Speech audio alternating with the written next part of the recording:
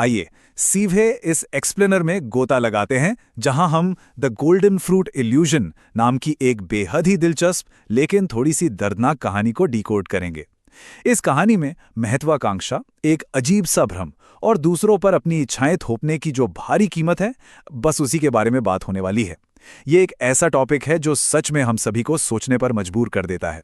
क्या हमारी महत्वाकांक्षाएं दूसरों के लिए जानलेवा साबित हो सकती हैं? हम इस विश्लेषण की शुरुआत इसी बुनियादी सवाल के साथ कर रहे हैं, क्योंकि जरा सोचिए, क्या होता है जब सफलता पाने की एक अंधी दौड़ हमें उन लोगों की भलाई के ही खिलाफ कर देती है जिनकी हम सबसे ज्यादा परवाह करते हैं।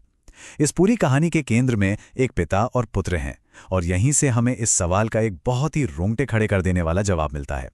तो कहानी के पहले हिस्से की तरफ बढ़ते हैं, सुनहरे फल का लालच।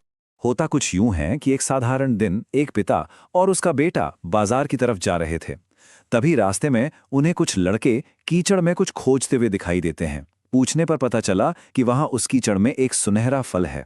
अब पिता की नजर तुरंत उस कीचड़ में चमक रहे फल पर पड़ती है, और बस यहीं से रातों रात अमीर बनने की एक बहुत ही खतरनाक, बहुत ही तीव्र लालसा जन्म लेती है। अब इस सिचुएशन में जो साइकोलॉजिकल क्लैश है, जो मनोवैज्ञानिक टकराव है, वो देखने लायक है।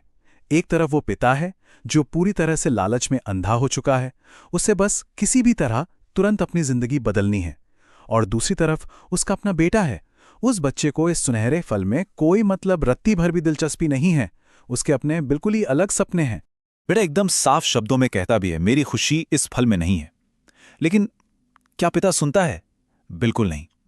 अपने लालच में, अपनी उस धुन में, उस जबरदस्ती अपने ही बच्चे को उस कीचड़ में धकेल देता है, वो फल निकालने के लिए। यहां महत्वाकांक्षा पूरी तरह से इंसान के विवेक पर, उसकी सोचने समझने की क्षमता पर हावी हो चुकी थी। और फिर शुरू होता है दूसरा हिस्सा, दलदल और अनसुनी गुहार। चीजें यहां बहुत तेजी से बिगड़ती हैं। बच्चे को कीचड़ में तो धकेल दिया गया, लेकिन उसे तुरंत एहसास होता है कि भाई, ये कोई आम कीचड़ नहीं है, ये तो एक जानलेवा दलदल है। वो नीचे धंसने लगता है। वो मदद के लिए जोर जोर से चीखता है, पुकारता है, लेकिन उसका पिता उसकी इस हताश पुकार को पूरी तरह अनसुला कर देता है, और अंततः वो बच्चा उस दलदल में हमेशा के लिए समा जाता है। एक बेहद ही दुखद अंत।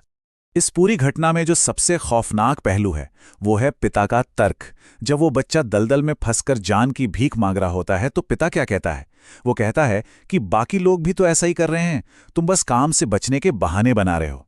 ये हर्ड मेंटेलिटी यानी भेड़ चाल का एक ऐसा चरम और विनाशकारी उदाहरण है, जहां एक इंसान सामने खड़ी मौत जैसी सच्चाई को भी पूरी तरह नजरअंदाज कर देता है। इसके बाद हम आते हैं तीसरे हिस्से पर, संत का रहस्योद्घाटन।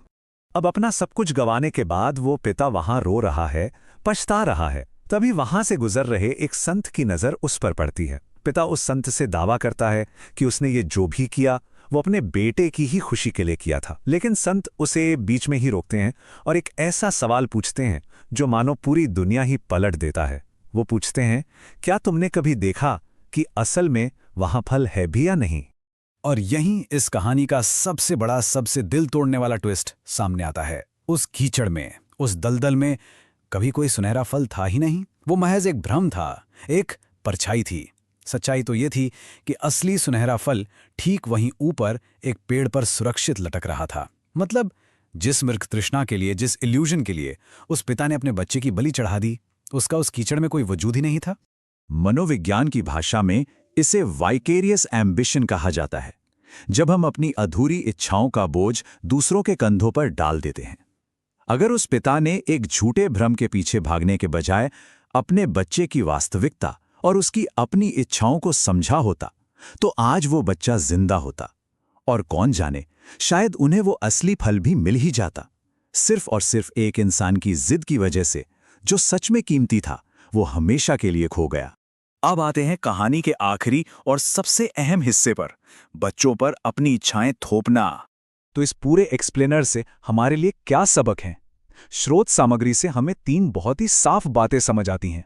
पहली, बच्चों पर या किसी पर भी अपनी व्यक्तिगत महत्वाकांक्षाएं थोपने से बचना चाहिए। दूसरी बात, हर इंसान की खुशी अलग अलग होती है, हमें उनके अलग और अनूठे सपनों को समझना होगा। और तीसरी, सबसे बड़ी बात, अगर हम ऐसा नहीं करते हैं तो हमें जीवन भर के पछतावे की एक बहुत ही भारी कीमत चुकानी पड़ सकती है, जिसे कोई वापस ठीक नहीं कर सकता।